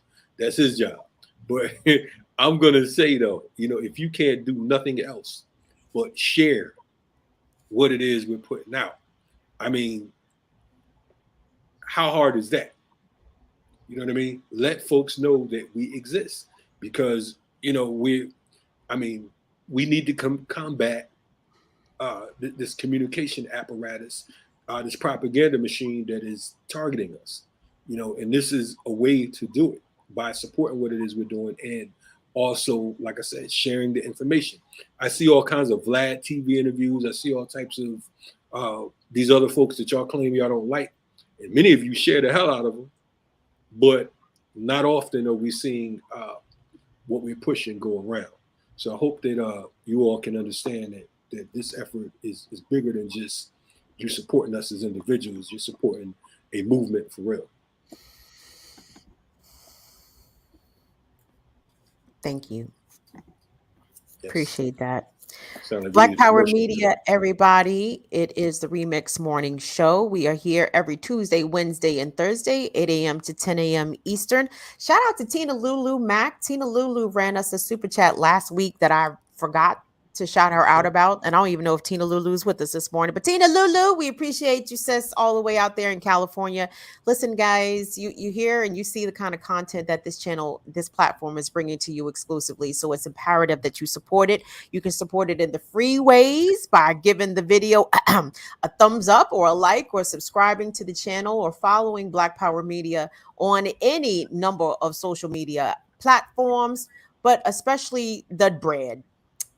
And Kamau has underscored the importance of the bread and running us some bread. The GoFundMe is up for the Cuban documentary. You can also support the Veteran Support for Mutual Aid, the fund that Kamau has put together for the BLA veterans and the Panther veterans, which is extremely important. So important that you do that. So in any way that you're able, we certainly appreciate it. blackpowermedia.org. You can get your merch there, or you can support us, patreon.com/blackpowermedia. Okay. I'm tired now. I'm tired from all that. Okay. Let's get it. Let's go. But the reason why we got to do, you got a story, Kalanja, you want to run, or? Yeah, but I'm gonna let you go ahead and run what you're talking about first. I think that's more important. I doubt that, my good brother, but I appreciate that. So the reason we talk about all this stuff that's happening that we need to do work on is because something the ear doctor, that's what I said, the ear doctor pointed out, is that the oppressors are doing what they're supposed to do. They know what they're doing. You got to put pressure on them to stop them, but it's not out of shame. It's out of the fact that you're putting pressure on them that gets to stop them. So part of the story, you know, the counterpart to the silliness of like a P. Diddy and the craziness of what's happening in Jackson is that 50 million people are trapped in modern slavery due to pandemic, war, climate crisis, a new report finds. So again, this is the world that we live in, where it's the act of the elite and the oppressors and the lack of action of those who control resources, which continually leads us and others into periods of life crisis. And says, so from here it says, from the pandemic to the climate crisis, disasters of the past 5 years have upended daily life. And a new report shows that in many countries, the ensuing economic uncertainty has pushed millions into modern slavery. And they're going to give a definition of modern slavery in a second. It says an estimated 50 million people worldwide are believed to be victims of forced marriage and forced labor, up 25% from last estimates in 2016. Skipping ahead, it says modern slavery refers to forced labor and forced marriage when someone cannot refuse to comply or escape owing to threats, violence, and deception. The researchers conducted a series of surveys across more than 180 countries to come up with these results. And then lastly, and on this, it says women and girls are probably the most vulnerable. An estimated 22 million people are living in a marriage that they have been forced into, the report says, a 43% increase from 2016 figures. More than 2/3 of those forced to marry are women and girls, according to the report, putting them at greater risk of sexual exploitation and violence. And then lastly, more people in Asia and the Pacific were forced into marriage. But when population size was taken into account, researchers found that forced marriage was more prevalent in Arab states. And again, it goes on to talk about how the pandemic itself is pushing some of these disasters to the tilt because of how the pandemic is impacting larger societies and cultures. So again, just letting folks know that this stuff, in terms of not only what's happening to us, but these are worldwide issues, and that the economic situation, the political situation that's happening around the world is not an accident. It's not something that can't be undone either. As long as we as a people get together, as a larger people get together and start organizing and fighting back against what's going on in the world. Shout out to Latif. Thank you so much, Latif, for our super chat. We appreciate that. You ran us some bread. You know, Kamal, as you were reading that piece, you know, talking about the forced marriage, all I'm hearing was the new Supreme Court decision in the United States, which is now forcing birth upon women that live in half the states in the United States. I understand that the situation for women and girls can be more dire in other countries, but let's not minimize America's prominence as a shithole country on this globe, right? So all these usurping and restrictive of the rights of women and girls to have autonomy over their lives and over their bodies, that is happening right here in the United States, probably in a state that at least half of us live in, right? Where women and girls do not have the option to say whether or not they want to become parents, become mothers. And that is only happening to girls and pregnant people, and people who are assigned female at birth. So yes, those same extenuating circumstances extend to especially more poor and marginalized people right here in this country too. So with all of that being said, because it's a hell of a lot going on in the world, right? We're talking about everything from water crisis to forced marriages, police terrorism, abuse of power, you know, et cetera, et cetera, et cetera, right? And the one thing that many of us often push is organization, right? Now, I want to, you know, we have a few minutes. I want to kind of talk about how we going about, how we as people and organizers, how we attracting people to movement. Because I think that one thing I noticed is there's often a condescending, arrogant stance that is taken with people. We have to do better when it comes to teaching. You know what I'm saying? It becomes like, you know, a who knows more type situation. And I think that that is to a great extent counter-revolutionary, because we come with this sense of, you know, I know more than you, and I know this and I know that. I'm trying to figure out for the organizers, and this is a open question or comment for anyone who wants to hop in. How do you see, for those of you in the chat, etc., how do you see, what is your plan to draw more people into movement? How can you, you know, what do you see as far as from an organizing perspective, you know, attracting people to this movement? Because we can't do this alone. When I say we, I'm just saying any organization, pick them. Any one organization, any two organizations, any three organizations. How do we go about dealing with our people's trauma, and I mean consistent trauma, and at the same time working to win them over to the right side of the barricades? You want to jump on that, Kamal, or anybody in the chat, whatever? I mean, because I noticed that sometimes, and this is just me, I noticed that especially on the internet, I see a lot of down talking. I see a lot of folks speaking to each other as if, you know, they have all the answers. None of us have all the answers, because if we did, we wouldn't be here talking about the shit. You know, but I'm trying to figure out, like, you know, because there's a lot of shit going on, and I feel like we're moving backwards to a great extent. So let me say this as somebody that is not part of an organization. And the reason that I'm not part of an organization is manyfold, but I will take my own personal responsibility as to why I'm not part of an organization, because I have not done the necessary research and due diligence into organizations that are in proximity to me, to find out, you know, some of the issues and some of the platforms that they organize around, right? So two things have well, let's count that as a third thing. My laziness, let's lead off with that. My laziness is the main reason I'm not in an organization. The other two reasons I'm not in an organization is because I don't know, and again, this is my own responsibility. I have not done the research to find out, but I need to know from an organization where you stand on very two key issues for me. I need to know what the plans or your platforms or the issues surrounding disability organization look like.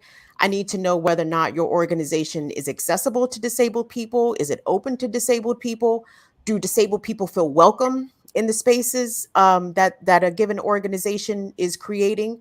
Are there accommodations even made for disabled people? Are disabled people even in the conversation and within a given organization sphere, in their platform, in the shit that they organize around, and the way that they deal with the community, and are they welcoming to that particular community?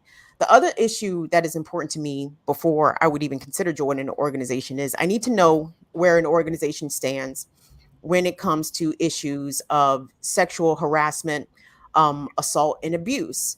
I need to know that there are specific tenets in the organization's setup, platform, or whatever that address that say how an organization deals with those kinds of accusations from within the organization, and how they deal with these things, these issues, the way they present in the community outside of the organization.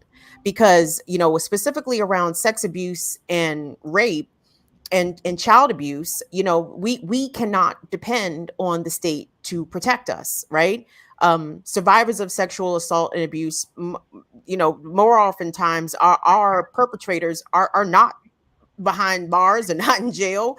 They are likely out here still offending out in the community. So, like, I need to know, as a Black disabled woman, as a survivor of these things, like, where a particular organization stands on those specific issues, because those are the areas in which I need protection. And I can't be part of an organization if they have not even considered these things, or if they don't have I can't say the structure of the apparatus, but I guess even the plans.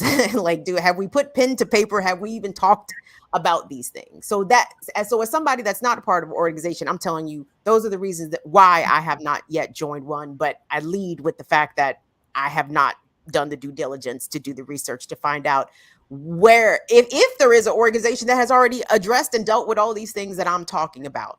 So yes, that is the most important part, what you just said in the beginning. Because the rule is seek and ye shall find, right? Mm-hmm. There are plenty of organizations that address what it is, what your issues are. But the reality is also, we're going to seek out the things that we feel are most important to us. You know what I'm saying? And it's not a disrespect to what it is you're saying. Things that you like most, things that interest you most, those are the things that you're going to try to seek and find out, find out the most about. You know what I'm saying? That's just the reality thing. If you're into a woman, you're going to find out, what's her favorite food, what color does she wear, where she like to go, what she like to do, that type thing. Man, so on and so forth. Into hip hop, clothes, whatever the case is. But you have to do just that. You have to do the due diligence. Because if you don't, then we will assume that something exists or something doesn't exist. One thing that I appreciate about our organization is that we work with people who seek to find a way. For example, you talked about when there was a situation with warrior class. You talked about, okay, boom, well, what about folks that have disabilities? Balagoon went and wrote a whole book. You know what I'm saying? Because his wife and you all brought that up, and he said, okay, boom, this is something we need to address. You know what I'm saying? So finding solutions is important, and also being able to support those once we find a solution. Because what happens is, unfortunately, oftentimes we'll have a whole checklist and a whole laundry list. Bet y'all ain't doing this. I bet you're not doing this over here. And I'm not saying that's what you're doing, but us as a people, that's one of the things that causes us to stay stagnant, because we're trying to figure out what we don't have, opposed to trying to figure out what we do have and how we can perfect what we have. Because you're not going to find a perfect organization. There's going to be something that works for you that might not work for me, so on and so forth. But if you just absolutely can't find it, at the very least, at the worst, just build your own. get with folks who can show you how to do that if it's not something that currently exists, because some folks might not be, they might not be privy to certain information. They might not know certain things.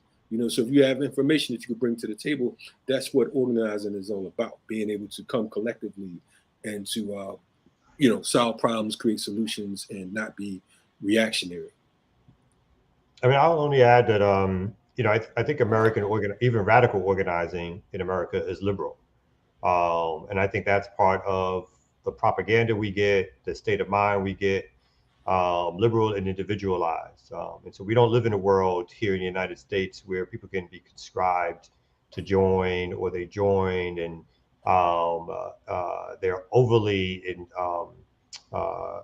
brought in because they see the issue at hand and how it needs to be solved, or the ideological stance has gotten them to a point where they're not leaving, even if they feel like the organization hasn't worked for them completely. Here, people will come and go within a day in terms of joining organizations. And I just got finished reading Elite Capture, and it was a part of it that was interesting to me, was that when they talk about the focus that organizers have internally in the organization dynamics, in terms of us sitting in a room or being in a room, that's really the product of the elites in the first place, right? In terms of where we live, where we work, where we go to school. And then we have these meetings internally. And then, yes, of course, some things we want to work out internally within those spaces, but we sometimes devote so much time to thinking that if we work those things out internally, somehow we've had a bigger impact on what's happening in the world, where it's almost the opposite. It's like, if you don't focus in on what's happening in the world, then you're only creating sort of subsections of rooms, which you're trying to see clarity, which you may not ever see clarity. And if people, when they don't get their way, they leave anyway, without turning their energy, strength on outside forces. And I think that is a change that's happened, particularly over the last few decades in organizing, where people will sit in a room and tell you why you're a supremacist, and why you're this and you're that and you're this. And again, that's different from trying to work out problems to make sure that people have solutions to how they're going to be treated in organizations, and how organizations are going to be function, as Kim is talking about, in reference to issues that come up. But when people spend all their time doing that, which I think there's an inordinate amount of time spent doing that, as opposed to challenging the state, then I think we don't do our job in terms of organizing. And I think that's what's happened. And again, I think something that I call movement capture is that a lot of this isn't new, but the level of resources are now put into money, with a level of money that's put into organizing as a practice, as a profession, is outrageous and unheard of. And people are now doing things strictly for resources, not because it furthers a movement, not because they have a plan of action about how they're going to do work in campus communities and organizing communities, but because instead they're going to line their own pockets. They're going to get media attention. They're going to be able to hire other people at exorbitant salaries. And they're going to work with the Democratic Party. And they're going to work with liberal institutions and magazines that put them on the cover. And they're going to be next to celebrities. That's what people start to work for these days, using radical rhetoric. And I think that stuff has confused people. It has made people not understand that radical organizing, or organizing for self-determination and liberation, is a process of challenging the state first and foremost by organizing your people to do so. And then you can obviously try to get resources, no one is saying not, but if you're not putting them towards those purpose, then you obviously are failing yourself, your people, your struggle, and whatever else you're trying to do. And so I feel like that kind of stuff for me is happening far too much in movement spaces. And people are not willing to stick around, have discussions, have fights, and work through them as much as possible. Never telling people to stay in dangerous situations, never telling people to stay in situations where they've tried several times to make work and they haven't worked. But there's got to be an attempt and an opportunity to try to work things out, to keep things moving forward in terms of organizing, before you decide to do exactly what I think what Kalonji rightfully said, is that if you don't find organizational apparatuses that work for you or the things that you want to do, then start to create them. and try to grow them. I think one of the lastly, the mistake that we're making is, although local organizing is obviously important, obviously important, the monster we face is not just a local monster, it's a national monster and it's an international one. So let's figure out ways to come together in organizational institutions or bands or organizational apparatuses, which are huge, to challenge on an international level. We ourselves are trying to play whack-a-mole in terms of challenging the state. The state is not just, i.e., a national thing. It is an international control of economic, politics, and resources, and ideology. And that's what it's going to take, something big, huge, sufficiently connected to battle back and destroy it. That's what I got to say on it. Yeah, and I want to say, too, I saw folks saying it's a silly convo. I don't know how, because it's a it's a much needed and necessary convo, because I think that, I don't think that, some folks don't remember the time when they weren't organizers, or when they didn't have certain politics, or they didn't have certain information. You know what I'm saying? So sometimes we get caught up in our own bubble, and that bubble is cool and shit, but it don't really the bubble don't represent the whole at times. So anyway, we definitely appreciate you all supporting our efforts here at Renegade. then I was about to say right. Say it right.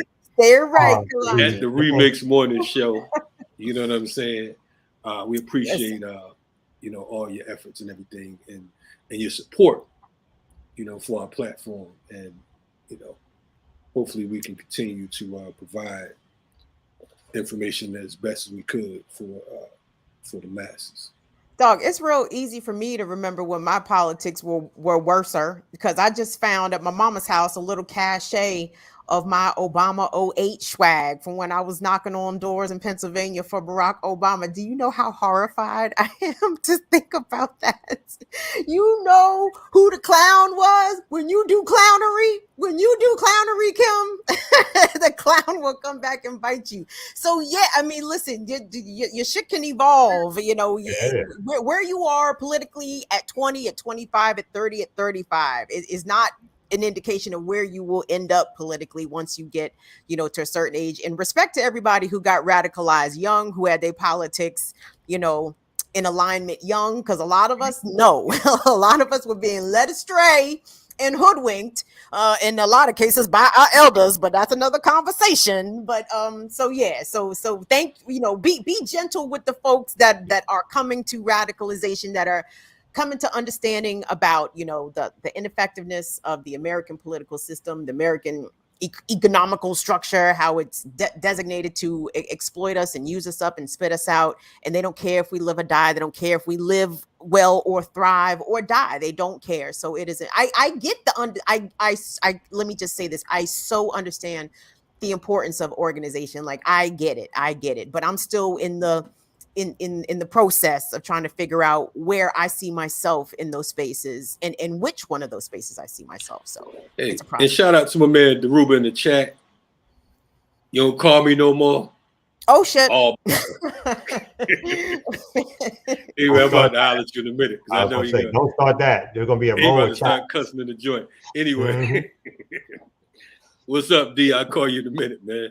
Shout out to all the workers out there putting in that soldier work, all the freedom fighters. We appreciate what you all are doing. To the cat fighting in the chat, y'all cut that bullshit out. Anyway, we'll check y'all tomorrow, same time, same station, BPM. You know what it is. Hey, tonight, burn it down with Kim Brown, 7 p.m. on the eastern side. Like I said, I have not looked at a single iota of news all weekend, so I'm thinking this is going to be a call-in show. So I'm thinking tonight's going to be a call-in show. Patrons and members, we will drop the link somewhere for y'all to find it, and you can keep your cameras off. That's fine. I would love to see you smiling faces though, so just give that some thought. But yeah, y'all call in tonight, and we will shoot the shit accordingly. So tonight, burn it down. I didn't think you ever read the news. You just fucked me up with that. You're like, I didn't read the news today. I'm like, you really read the news? Anyway, I messed you. BPM Remix Morning Show. We out of here.